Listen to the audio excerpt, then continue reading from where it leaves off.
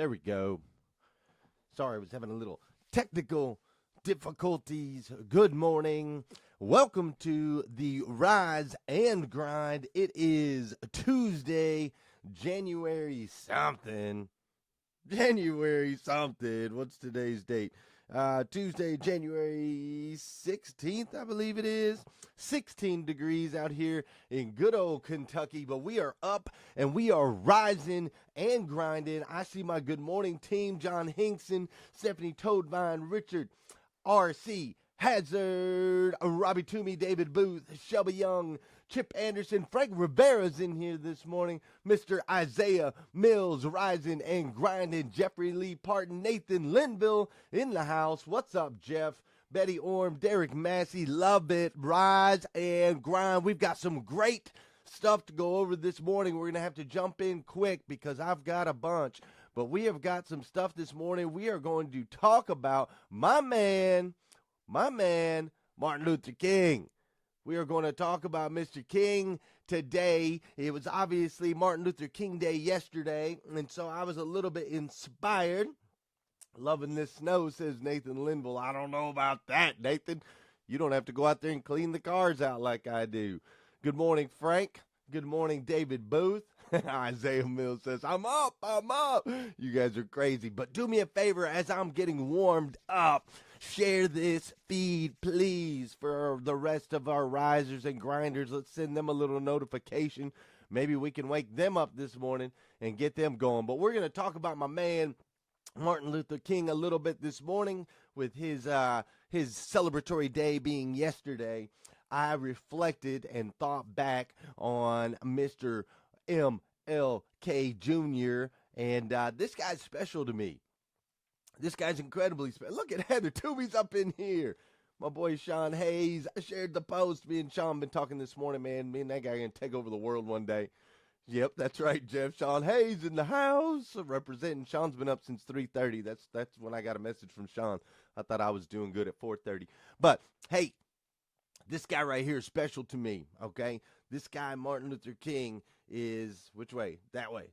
It's hard. It's backwards. But anyways, this guy, MLK, special to me for many reasons. My mother was white. My father was black. They got together in, the early 70s, basically, is when they got together. And even though it was the 70s and Martin Luther King, all his stuff kind of happened in the 60s, it was still a little turbulent in the 70s, to say the least, and a little bit frowned upon for black guys and white guys, or black guys and white women, let's just put it for what it is, to be together and have little mixed kids like myself. So I've always kind of connected with Martin Luther King for that reason. Studied a lot of what he's done, and today, Isaiah says he's going to play basketball today. I love it. Rise and grind basketball morning. I've got basketball today too. But anyways, today we're going to talk about a couple things that we can learn from Martin Luther King. Actually, 7 different things that we can learn from Martin Luther King that we can apply in our own lives, and we can apply in our businesses, and we can apply in our relationships that are going to make us better. And I went with 7 different things and I actually made a list because my boy Sean Hayes taught me that's the best way to do it, bro. That's the best way, guys. I'm always out here trying to learn from all these different dudes. And Sean Hayes is a boss when it comes to making some great lists. If you're not listening to his stuff, you need to listen to his stuff. I like lists too, Sean. I'm starting to like lists more and more. So we're going to get MLK off of here because I like my new software. And we're going to talk about the very first thing that Martin Luther King did that we can all do that we need to learn. Isaiah said he likes donuts. Very first thing that we can do in our personal lives that we need to do that Martin Luther King did that helped change the world. And the very first thing that Martin Luther King did is he decided that things needed to change, and he decided that he was the only one who could change it. Okay? That's first and foremost. Let's just go ahead and start with that right now.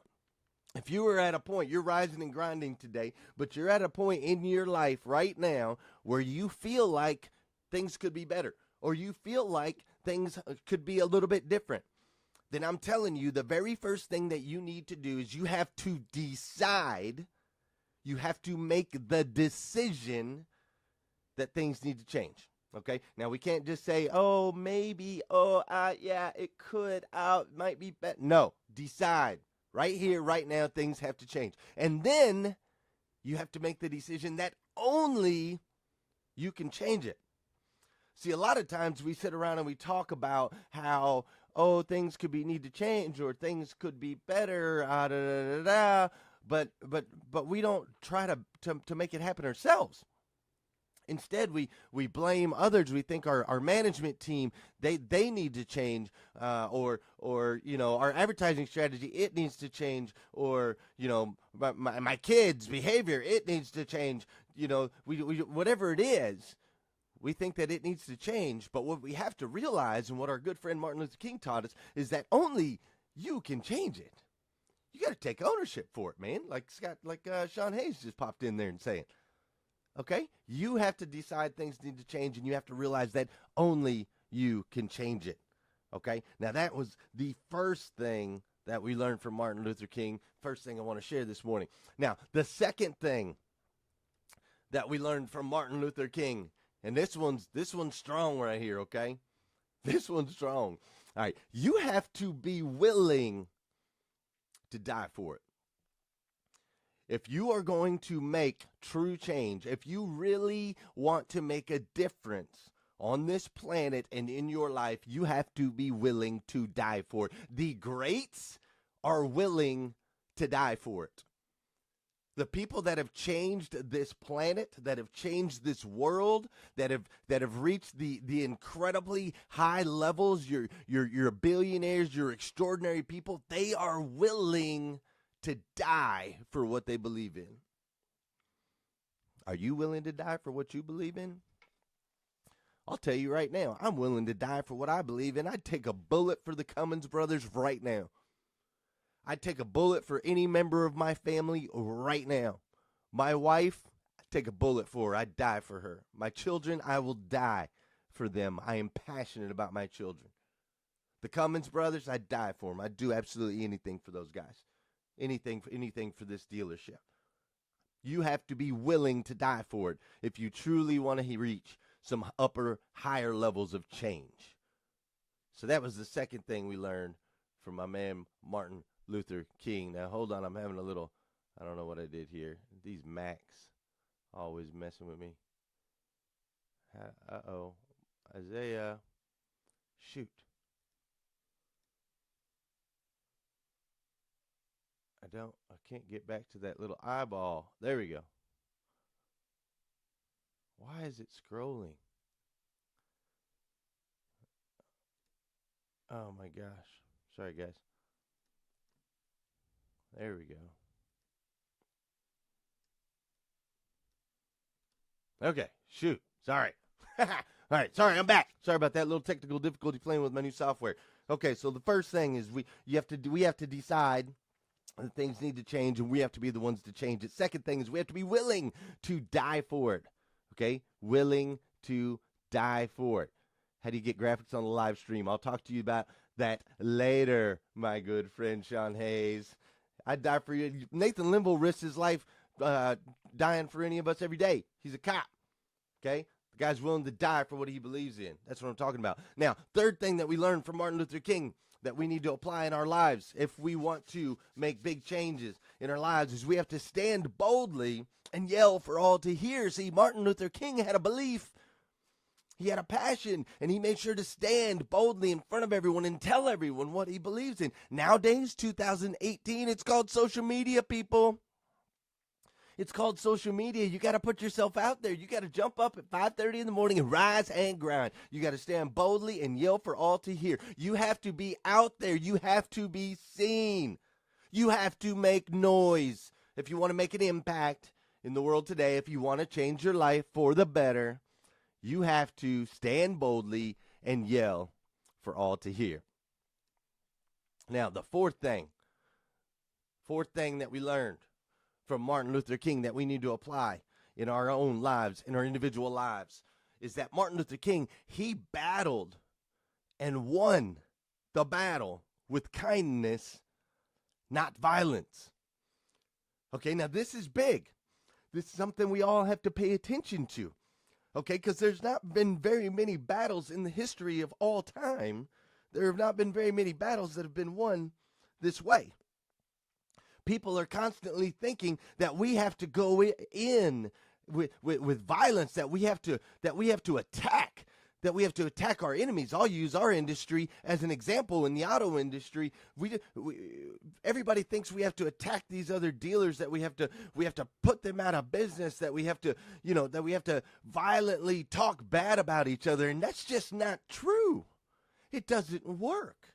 That just generates more animosity and more negativity. No, sir. What we need to be doing, especially in the auto industry, is we need to be coming together and lifting each other up. We need to be kind to one another. When it comes to relationships with each other, we don't need to be violent. When it comes to relationships with our customers, we need to be kind. We don't need to be aggressive. We don't need to go into a battle with a customer. We need to be kind. You can win. You can win the battle with kindness far more often than you can with violence. As you notice out in the world, war just perpetuates. It just keeps going. We're constantly in battle with somebody. It never ends. Because that's what happens when you deal with negativity and violence. It just perpetuates more. We got to battle with kindness, not violence, in our own lives, with our children, with our wives, with our spouses, with all of our relationships. Now, we have to learn the fifth thing that we have to learn from my man, Martin Luther King, is Martin Luther King took responsibility for others. He took it all on his shoulders. He put it on his shoulders and he said, these other people's lives matter to me. What's happening to these other people is something that I have to take a stand for, that I have to make a difference in. That mindset, if you can start to take on that mindset where you start to take on responsibility for others, your entire life will change. It will change instantly and it will change immediately. The direction that you walk, the way that you look, the way you carry yourself, the way that you talk will change the instant you start taking responsibility for others. My boy Sean Hayes is very good at it. He's on here. My boy Sean Hayes has taken responsibility for others. That's why he gets up every single day and he does a sales meeting to try to help teach other young salespeople in this industry how to do things. Now, he doesn't have to do that. It's not a requirement. He could sit back and say, oh, well, I'm just taking care of Sean. I don't need to help anybody else. He could do that. And he did do that for a really long time. But all of a sudden, he decided to start taking responsibility for others, and now his career is starting to take off because he's doing some of these other things like standing here boldly, battling with kindness. But ultimately, he's taking responsibility for others and says, I've got to go out there and make a difference for other people. At Dan Cummins, we are on a mission to eradicate the negative stigmas associated with the car business. We understand that we can do this by making people feel special, feel important, and feel like they're the only one. We will offer our customers an experience that will exceed our customers' expectations today, tomorrow, and in the future. We don't just sell cars. We create fans. That is our motto, and that is our creed, and that is something that we do at Dan Cummins every single day that has led to our successes. We take responsibility for the happiness, for the concern, for the people that give us the privilege of walking into our building, into our establishment, and giving us their business. We take responsibility for that. Number 6, Martin Luther King built a massive network of like-minded individuals, which is what we are doing with the Rise and Grind show, which is what we are trying to do right now in this industry. A bunch of us are trying to pull together and trying to network. Your network, Grant Cardone says it best, your net worth is only as good as your network.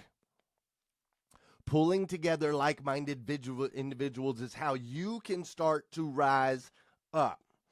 Pulling together like-minded individuals is how you can start to really make an impact on your own lives and in other people's lives. You've got to pull together. You've got to network. You've got to get some other people that can push you, that can pull you, that can motivate you. You cannot do it alone. Martin Luther King was the best. He pulled together people in the streets. He had millions of people in the streets standing for what they believed in. He pulled them all. And when it got together, one team on one mission, like my good shirt says for my boy Sam Cox, that's when you can really, really become powerful. Last but not least, number 7 on the list. Where'd it go? Let me find it. There we go. Number 7 on the list. It's not popping up. That's okay. I've got it over here too. Refuse to take the position of a victim. Bottom line. Absolutely refuse to take the position of a victim in your life. Okay? No one else can control your results. No one else can control your success. No one else can make your life what you want it to be or not what you want it to be. Only you. Only you. This was a big life lesson for me. I was the biggest victim on the planet. I thought everything was everyone else's fault. It was never Glenn's fault. I was always the victim. I couldn't do this because of so-and-so. I was stuck in this position because of so-and-so. I can't make a difference because of so-and-so. BS. BS. Sorry, BS alert. It's 5:47. I'm 2 minutes over on the Rise and Grind, so I can say BS now for those of you guys that are still hanging in here. It's BS. You are not a victim. You are in control of your destiny. Do not allow that mindset to creep in. Do not allow it. So that's what we got this morning on the Rise and Grind. The 7 things that you need to remember. The 7 things that if you apply, you can change your life and you can make a difference in this world and an impact on this planet like our man Martin Luther King did. And here, I'll go over them one last time if you're taking notes. 1, you have to decide that things need to change and you have to be the one to change it. 2, you have to be willing to die for it. 3, you must stand boldly and yell for all to hear. 4, you must battle with kindness, not violence. 5, take ownership and responsibility for others. 6, make sure you're networked. Make sure you're rising and grinding and sharing the Rise and Grind so that other people can become part of our network. And last but not least, you must refuse to be a victim. Absolutely refuse to be a victim. So that's where we're at. Martin Luther King and Jesus. I would love to meet them both. Sean Hayes, I'm 100% with you right there. Frank says 7 steps to success. That's a fact, Frank. I hope you're doing, buddy, better, Frank. I know you had some, you were a little upset the other day in the Rise and Grind, and I know my team, the whole Rise and Grind network was coming together for you, and I hope you had a better day that day. I'm a victim. I am not a victim. I am a victor, says Mathis. That's what I'm talking about. Jeffrey gets it. You're in control of your own destiny. You guys get it, man. That's what I'm talking about. So, love you. I got to go. We're going to go play basketball over at the YMCA this morning. I got to go show these little 20-year-olds that at 40 years old, I still got it. I still got it, boys. I still can get out there and whip them up. You know what I'm saying? Thanks, Isaiah, man. Thank you. I appreciate that. That's awesome. I am going to go. Actually, I got some messages. These boys are asking if the place is still open, if the YMCA is still open, because we got some snow out there. But whatever. Hey, have a great morning, guys. Kill it. I'll see you tomorrow on the Rise and Grind. Love you very, very much. Love you guys. Appreciate all the support. All right, got to go. See ya.